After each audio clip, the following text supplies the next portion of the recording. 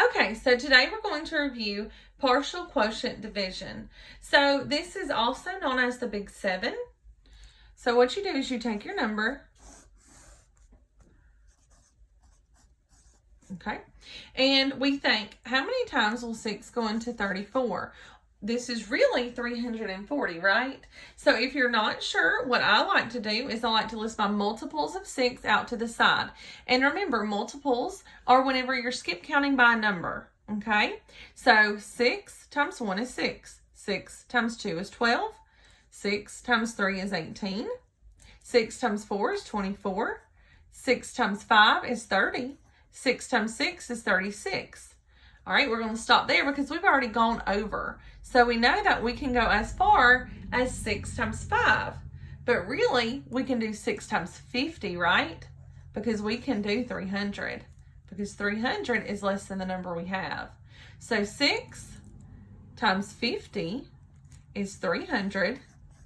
You put your number out here that you're going to, how many times 6 will go into this number, how many groups of 6 are in 346 evenly right now. So then we're going to do 550 times 6, and that's 300. We'll subtract, we get 46. Okay, so we skip counted up to 36. We can keep going. So 6 times 7 is 42. And then 6 times 8 would be 48, which is too high. So we can go up to 6 times 7.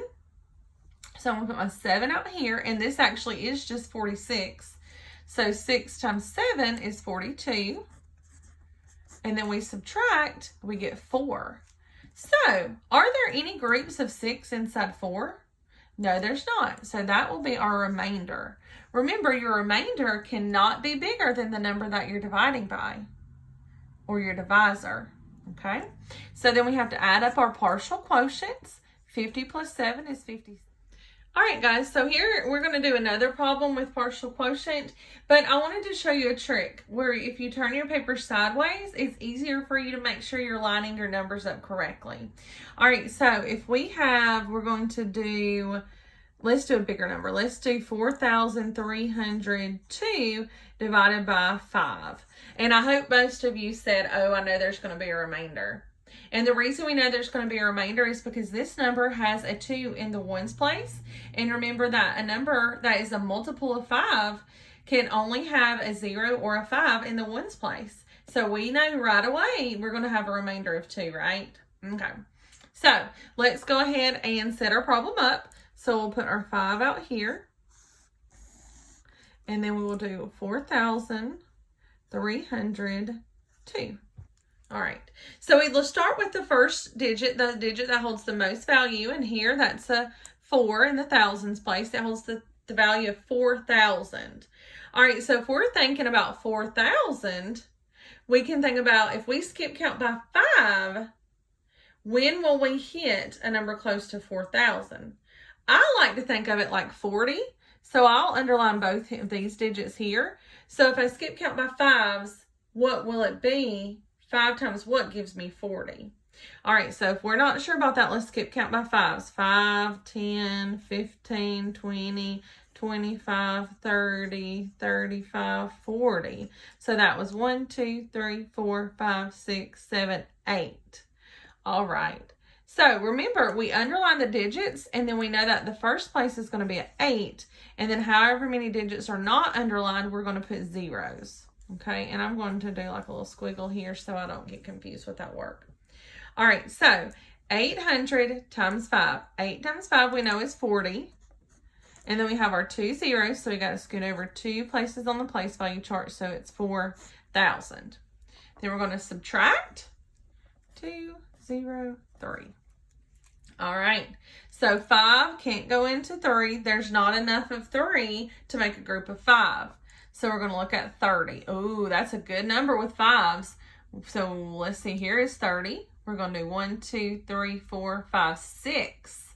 And we have one place not underlined. So it's going to be 60. So 5 times 6 is 30. And then we have one 0 here. So one place on the place value chart. Subtract. We have 2 as our remainder. So we can add up these partial quotients over here and see how I have it lined up nicely. So I see my ones place, my tens place, my hundreds place. If this helps you, then I highly suggest that you turn your paper sideways so that you can easily add. All right, so there our answer is 860, remainder 2. All right, and on this one, I'm going to go ahead and show you how to check your work. So remember, whenever we're checking our work, we're going to take our quotient, which is this number, 860, and we're going to multiply it times our divisor, which is the 5 here. And when we do that and we add back any remainder that we have, we should get the dividend. So we should get down, I'm just going to go ahead and write down over here our dividend, 4,302, because I know that's what this answer should be if we did it correctly. All right, so let's multiply and see. Now I'm using a different type of multiplication to check this here, and I'll do another video with this type of multiplication so that you can practice that as well. So 5 times 0 is 0, because 5 times any number still has no value. 5 times 6 is 30, so I put my 0, carry my 3. 5 times 8 is 40, plus 3 is 43. Put my comma because it's ones place, tens place, hundreds place, thousands place, and the comma goes between the hundreds and thousands place. I'm going to add up. So 2, 0, 3, 4. Are our numbers the same? They are. So that means I got the problem correct. All right, let's do one more of these, and this time I want you to pause the video as I'm working, and we'll want you to practice working it out as well. All right, so let's do 7,304 divided by 4. Okay, so setting our problem up, 4, our divisor goes on the outside, and then this is our dividend, 7,304. Okay, and sometimes I encourage students to go ahead and list their multiples 1 through 9. All right, so we can do that. So 4 times 4 is 4. So we're skip counting by 4. 4, 8, 12, 16, 20, 24, 28, 32, 36, and then 10 would be 40, right? Okay. All right, so that's going to help us. So we're going to start with the 7, and we're going to think, how many groups of 4 are in 7? Well, we see here there's only one group of 4 and 7. And we're in the thousands place. So that means 4 can go into 7,000 at least 1,000 times. So there's at least 1,000 groups of 4, right? Because 4 times 1,000 is 4,000. And then we subtract 4, 0, 3, 3. All right, I want you to pause the video here and try to do the next one by yourself, the next step by yourself. All right, I hope that you looked at the 33 and you came over here to find which number got you closest to 33 without going over, and it was 32. Okay, so 4 times what is 32? 1, 2, 3, 4, 5, 6, 7, 8. And we have 2 digits that aren't underlined, so it's going to be 800.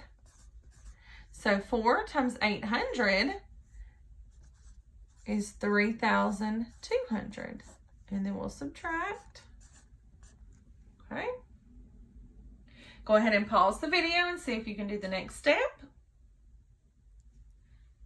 All right, so we're looking at 10 here because there are no groups of 4 and 1. So we're expanding to the 10. And I have 8 here. So I know that 2 groups of 8 are in 10, right? So I'm going to put 20 out here. It's 2, but there's 1 digit that's not underlined, so that's my 10. 20 times 4, I know is 80. I'm going to subtract. 8 from 10 is 2. So now here I have 24. Go ahead and pause the video and see if you can figure this step out. All right, so I saw I had a 24 over here. So it was 1, 2, 3, 4, 5, 6. 6 times 4 is 24. And I subtract, and guess what? There is no remainder. So now I need to add my partial quotients up. And this should be easy because we have it lined up in our ones place, our tens place, our hundreds place, and our thousands place. So our answer is 1,826. Great job, guys.